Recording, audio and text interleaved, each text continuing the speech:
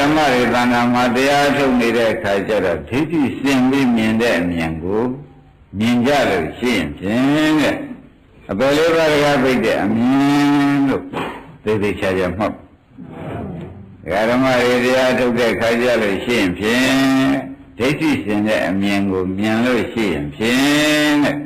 ဒီသာသနာမှတပါးလဲသာသနာတော်မှာမရွှေ့သောကြောင့်သမတ္တနိကြဓမ္မမဖောက်ပြန်ပဲနဲ့ခမည်းတော်ဒီသာသနာတော်ထဲမှာမြဲသွားသောကြောင့်မြဲတဲ့အမြင်ဖြစ်လေသောကြောင့်လေသောတပန်ဤအမြင်လို့မှတ်ပြီးဩတို့မြင်တဲ့အမြင်ဟာအပယ်မရောက်တဲ့အမြင်ပါလားအပယ်လေးပါလွတ်တဲ့အမြင်ပါလားလို့သိသိချာချာမှတ်ရမယ်ဒါဖြင့်အပယ်လေးပါရောက်တဲ့အပယ်လေးပါမရောက်တဲ့အမြင်ကိုဓမ္မတွေကိုယ်စိတ်ချရအောင်အထုတ်ကြည့်လိုက်တဲ့အခါမှာသိပါတယ်ဒါကြောင့်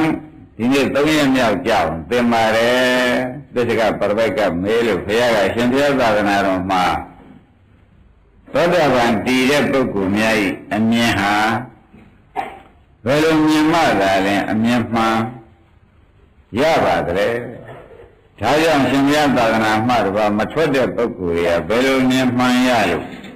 သာသနာတော်မှရွှေ့ပြောင်းပဲနဲ့နေကြပါသလဲဆိုတော့ဘုရားကသောတာပန်အမြင်ကိုထုတ်ပြတယ်သောတာပန်အမြင်ကိုထုတ်ပြတော့ဘုရားဓမ္မတွေအထုတ်ကြည့်လိုက်တဲ့အခါကျတော့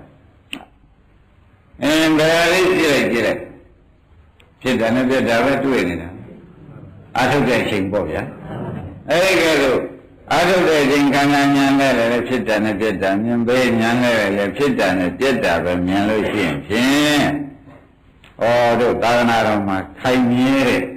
အမြင်တော့ရသွားပြီဒါသောတာပန်လို့အမြင်ပဲဘယ်လိုလှုပ်ချောက်ချာဒါကိုပေါ်တင်ပြီးဒီဝါဒမကောင်းတဲ့ယူဝါဒယူပါဆိုညာဆိုလဲသူအသက်သာအသေးခံတော့တယ်မယူတော့ဒီမြင်တဲ့ပုဂ္ဂိုလ်ကဘာကြောင့်ဒီမြင်ဒီအမြဲတမ်းမြင်တဲ့အမြင်လို့ဆိုရတော့လို့ဆိုတော့မဖောက်ပြန်သောအဖြစ်မဲ့နဲ့မရပြီးသားပုဂ္ဂိုလ်ကြီးအမြင်တွေဖြစ်နေလို့တကယ်ကြည်စိတ်ချရတယ်ဒါကြောင့်ဓမ္မတွေ3ရက်ရှိအောင်ဒီအမြင်ကိုပြောနေတယ်လို့မှတ်ရနော်